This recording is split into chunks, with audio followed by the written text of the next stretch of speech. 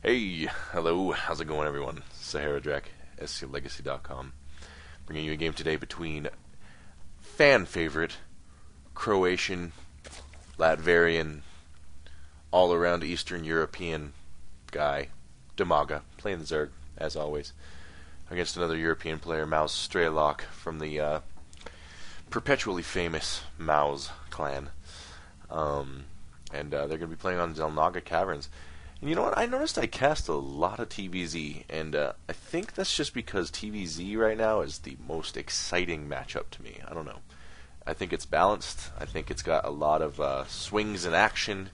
And I think it's just really fun to watch and analyze. And I don't know. I just kind of gravitate towards whatever I feel like casting. And apparently I feel like casting TVZs a lot. So, or if you prefer ZVT.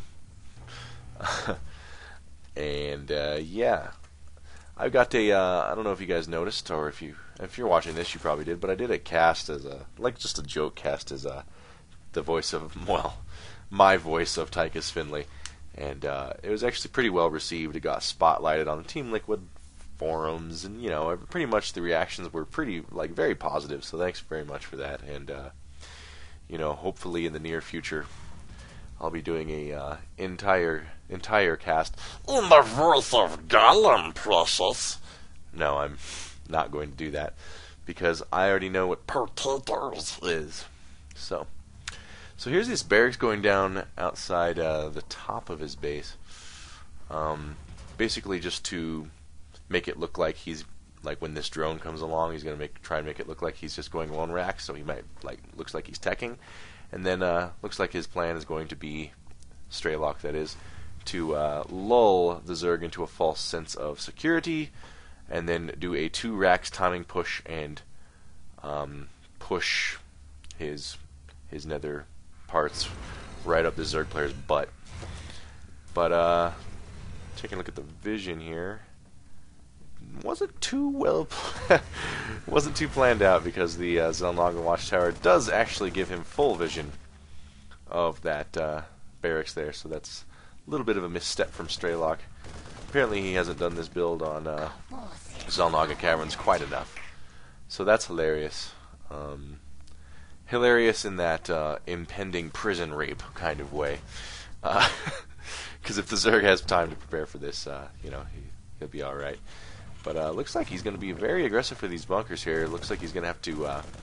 gets the surround off on the Marine. Yikes. Go ahead and cancel this operation. Oh! I spoke a little too soon. Another Marine shows up. This barracks, this bunker did finish, no problem. And he brought plenty of SCVs to back this up, so I didn't realize he had so many Marines out. My bad. And so yeah, we're going to see a lot of pressure on the expansion here. This bunker is almost finished. That's going to equal some bad news for Dimaga, but here it comes now, and this is just about to finish. Lings are going to come in here. I think he's going to be able to take down this bunker just fine, yeah, and the Marines, of course, quickly going to follow suit, so getting those spine crawlers up nicely, and yeah, just enough Lings up now to handle this just fine. Actually, he made plenty of Lings. He had Lings way early, actually. He was trying to counter pressure, but he had to bring them back, but because he saw this barracks here on the Xel'Naga Watchtower, he had plenty of Lings to handle that bunker pressure. So Zerg now way ahead. I don't even think he lost that many workers there. Maybe a couple, but, pretty large early game investment for Terran to be doing this. I mean, he's way behind on his tech, so you can see he's getting both his gas up now and just trying to catch up in tech. So, yeah, and he is ahead in 1 worker, so he was hoping to do more in economic damage than that, however. Looks like he's going to go right into 4 racks and just continue this aggression. He does not want to get into a macro game at this point. You don't want to play from behind, so he's going to come back again with another timing push and try and deliver the death knell, as it were. Yeah. Interesting. I have to really... I am not in the habit... I'm like one of those diamond players. Well, I'm one of those players that's like... this is my build, and I'm always reacting to the other person. I'm not controlling the flow or the pace of the game.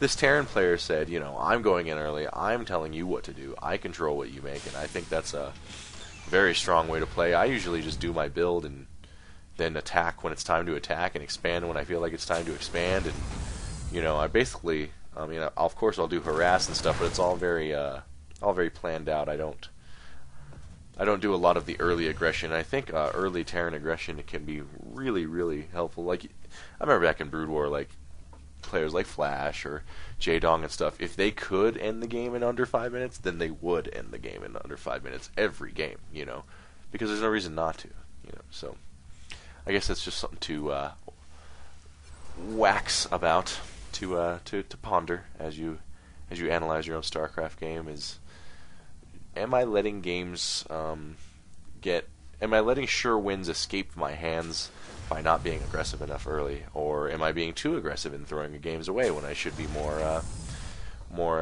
defensive? I don't know. You know, you just kind of gotta test it out on the ladder, test it out with practice partners, things like that.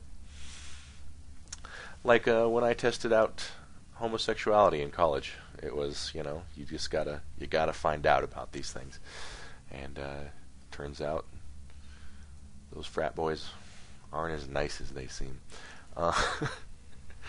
I don't know what I'm talking about, but so Dimaga ended up going with Banelings, and Stim is not quite finished yet, but Combat Shield is almost done. Very rare you'll see Combat Shield before Stim, but he got him pretty close to around the same time. But yeah, he does have a lot of Marines, so it makes sense. I don't know. Would like to see him build a couple bunkers, but he does have faith in his Marine control. As you can see here, he sees the Baneling, snipes one down. He's going to need to pull these Marines back. Doing a pretty good job of sniping down the Banelings, but ooh, ow, not good enough. Zerglings are getting this around, and those Banelings did a lot of damage.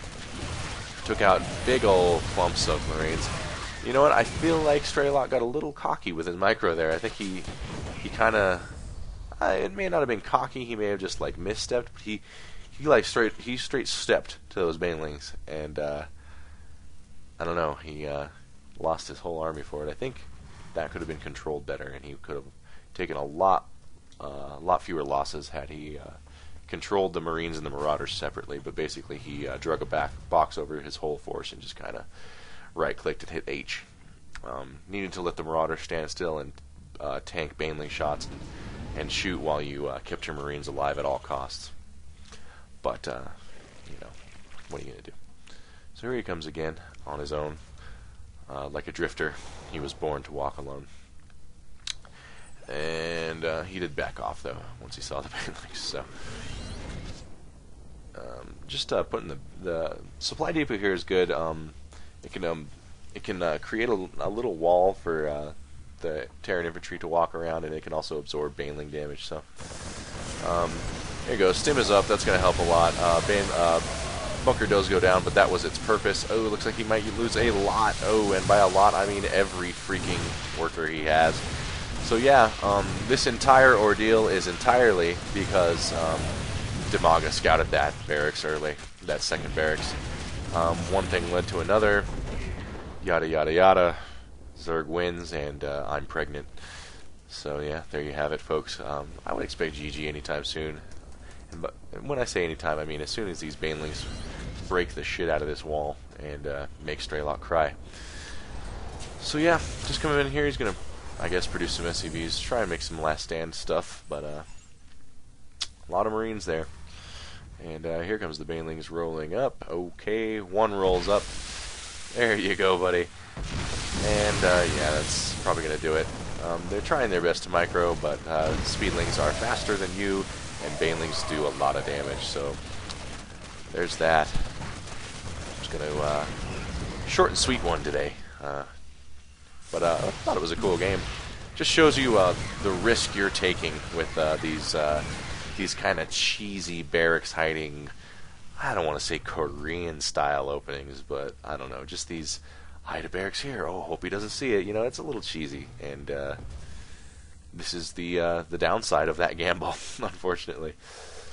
And yeah, Dimaga just macroing back, reinforcing. There's absolutely nothing Terran can do at this point. He has just lost way too much. And yeah, more Speedlings running in. And there's a GG from StarCraft. So yeah, cool game. Be careful with your hidden Raxes, and good luck in your TVZs in the future. This has been SaharaDrac, sclegacy.com, and I'll talk to you all soon. Well, I won't talk to you. I'll talk at you.